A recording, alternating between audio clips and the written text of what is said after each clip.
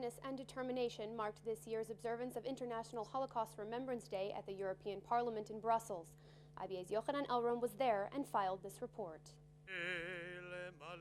Holocaust survivors, world Jewish leaders, and European officials gathered for the solemn ceremony marking 66 years since the liberation of the notorious Nazi death camp, Auschwitz. 6 candles were lit, representing the 6 million European Jews murdered by Germany and its willing collaborators. Kaddish and the Jewish prayer for the dead, El Malei Rachamim, God filled with compassion, was also recited. Ahead of the ceremony, an exhibition of the blueprints detailing the construction and expansion of Auschwitz-Birkenau was provided by the Yad Vashem Holocaust Museum in Jerusalem.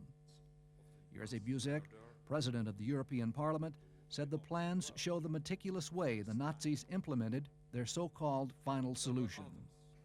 The recent discovery of the architectural plans of the camp shows that we still need to do research.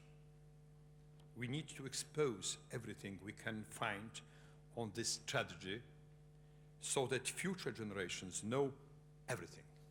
Dr. Moshe Kantor, president of the European Jewish Congress, described attempts to delegitimize Israel, something he called the new anti-Semitism of today, and he warned that tolerating intolerance could lead to another Holocaust.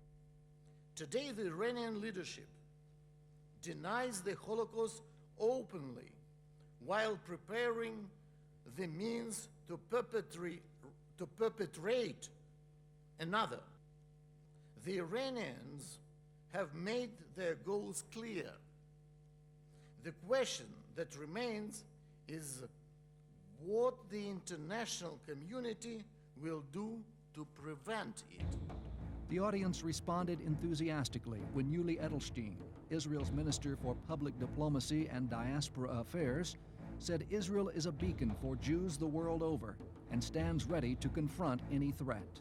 Jews should be united, Jews should be independent, and Jews should be armed and ready to fight. The State of Israel stands today as a guarantee that no kings, no ministers, no policies will doom the Jews again, that there always will be a gate that is open and a beacon that shines friendly.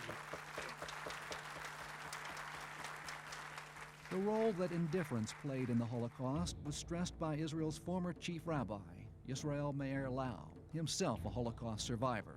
That the world was divided into 3 parts.